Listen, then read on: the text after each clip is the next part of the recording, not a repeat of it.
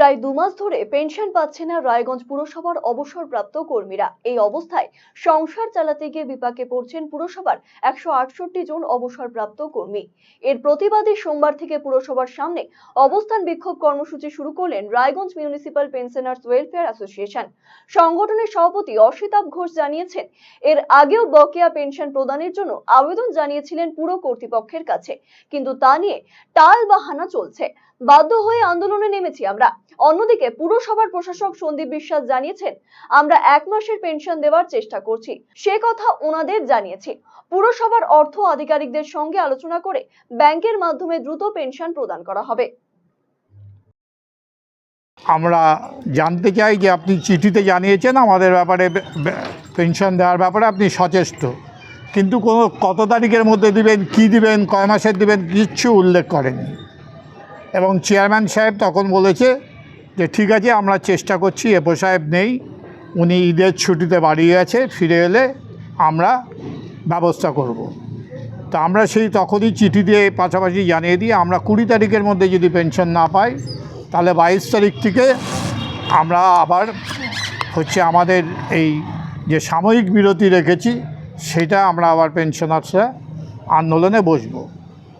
এবং চেয়ারম্যান শুক্রবার দিন আমাদের জয়েন্ট সেক্রেটারি শ্রী জীবেশ দাসকে ফোন করে জানান যে আমরা চেষ্টা করছি আপনাদের পেনশনটা যাতে তাড়াতাড়ি মিটিয়ে দেওয়া যায়। তো উনি প্রশ্ন করেন যে কবে পাচ্ছি। তার উত্তর বলে যে এপো সাহেব আছে, আপনি এপো সাহেবের সঙ্গে কথা বলুন।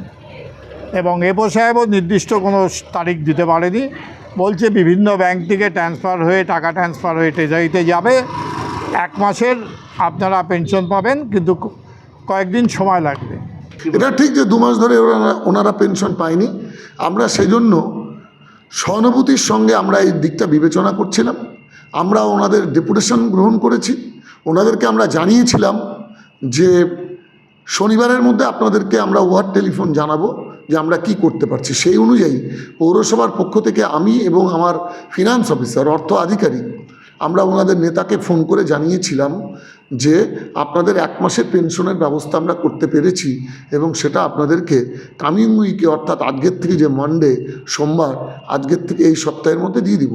এপো সাহেব এটাও বললেন যে আমি ব্যাংক কর্তৃপক্ষের সাথে কথা বলে আমি যত তাড়াতাড়ি সম্ভব চেকগুলোকে রিলিজ করিয়ে আপনাদের জন্য পেনশন দিতে আমার টাকা লাগবে 32,44,310 টাকা 1 মাসে। এই টাকা যাতে আপনাদের দিতে পারি তার জন্য আমরা ব্যবস্থা গ্রহণ করব। তা সত্ত্বেও ওনারা এই কথাকে কর্ণপাত না করে ওনারা আন্দোলনে বসেছেন। এখন আন্দোলনে বসার ক্ষমতা, অধিকার সবার আছে। নাগরিক মাত্রই আন্দোলন করার তাদের ক্ষমতা আছে, তাই তারা আন্দোলন করছেন।